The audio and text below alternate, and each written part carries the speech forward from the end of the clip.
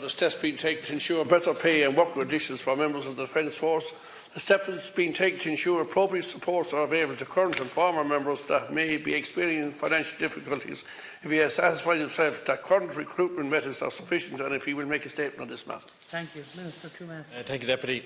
Similar to other sectors of the public service, the pay of permanent members of the Defence Forces personnel was reduced as one of the measures to assist in destabilising the national finances during the financial crisis. Pay has been restored to members of the Defence Forces and other public servants in accordance with public sector pay agreements. The focus of these increases is weighed in favour of those on lower pay.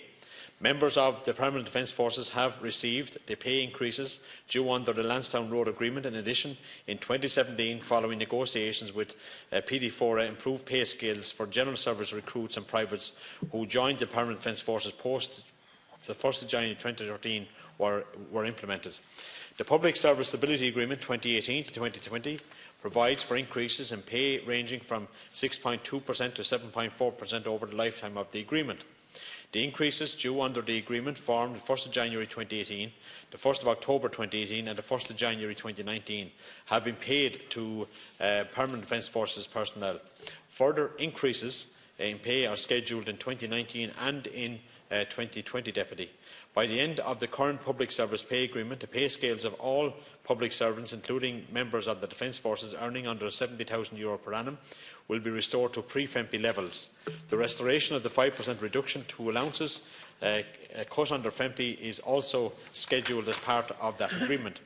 New entrants who joined the Defence Forces since 2011 may benefit from the measures, which will see interventions at points 4 and 8 of the pay scales for all such relevant new entrants to the public service. There are factors and personal circumstances which may give rise to an individual needing support and advice in respect of particular financial difficulties.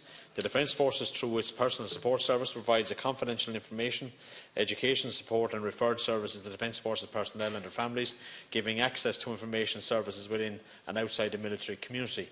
Like other military organisations, turnover our personnel is higher than which normally prevails in other sectors, and in this context there is ongoing recruitment and promotion in place in the Department. In conclusion, the Public Service Pay Commission is currently examining recruitment and retention issues in the defence sector. The Commission's work is ongoing.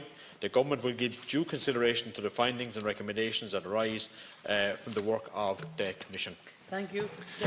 Minister, I raised this issue to you during question time prior to the last budget. At the time I said that the first step in solving the problem is recognising that one exists, which I don't think he have accepted yet. This Government remains reluctant to face up to the scale and impact of the issues facing members of the Defence Force and their families. Pay and conditions are obviously a major contribution factor to the recruitment and retention issues of personnel in our Naval Service, Air Corps and Air Divisions. I understand there has been a 30% turnover of staff in the past 3 years, 10% year on year. Poor pay and conditions are also a major contribution factor to the fact that up to 2,000 Defence Force families are dependent on family income supplement to make ends meet, and that's a statistic you should take on board. Coming from a military ballast town such as Kilkenny, I have met with members and their families, and the situation on the ground is very dire, and for those at the lower end of the pay scale. Does the Minister accept that morale is low among a huge contingent of Defence Force members? Does the Minister accept that we need more urgent and radical action, that the current course to improve pay and work conditions levels and will make a meaningful, that will make a meaningful difference? Thanks, Deputy Minister. Let me say, Deputy, your figure of 10% turnover is totally incorrect.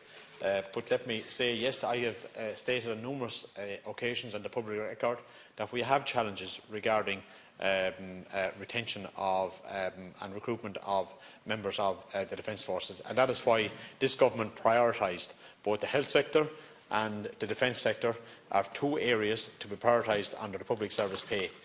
I hope to have the public service pay recommendations to be able to bring them to Government shortly, and the Government then would look at the recommendations and consider the recommendations, and whatever the agreement is after that, that we would input those recommendations through the Department of Public Expenditure and Reform. I will continue to work with both the Department and military management to address this issue. Thank you very much. Deputy. The Defence Force have a stellar reputation all over the world when it comes to fulfilling their humanitarian peacekeeping duties in other countries. They are highly regarded and respected by the Irish public for the role they play in the security of the state. However, and again I say this, they continue to be undervalued by this government. Minister, in an effort to be constructive, I suggest that you investigate the possibility of increasing the availability of higher education opportunities and third-level places to all members of our Defence Forces. I acknowledge that there is already a strong tradition in this respect when it comes to higher education, but we should seek to do more in terms of incentivising and increasing the availability of education opportunities. This measure would make a huge difference to our younger recruits, and in particular who are obviously on the lower end of the pay scale. Finally, I would ask you to seek to address the issue of accommodation. As is often the case, up to 35 to 40% of a soldier's take-home pay can be spent on rent.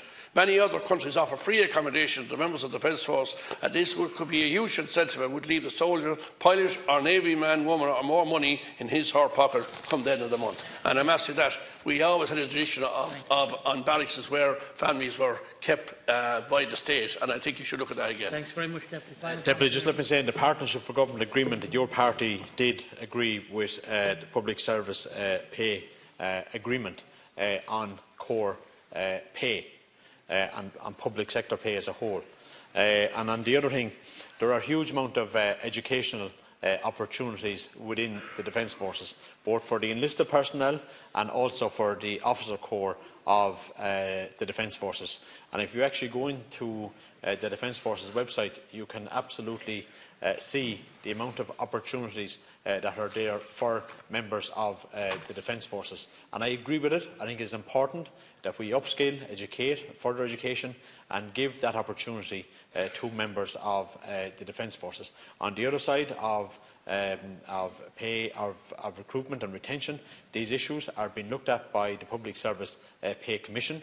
As I've stated very clearly, that I would like to see these recommendations come to government as soon as possible, and the government then would be able to consider those recommendations.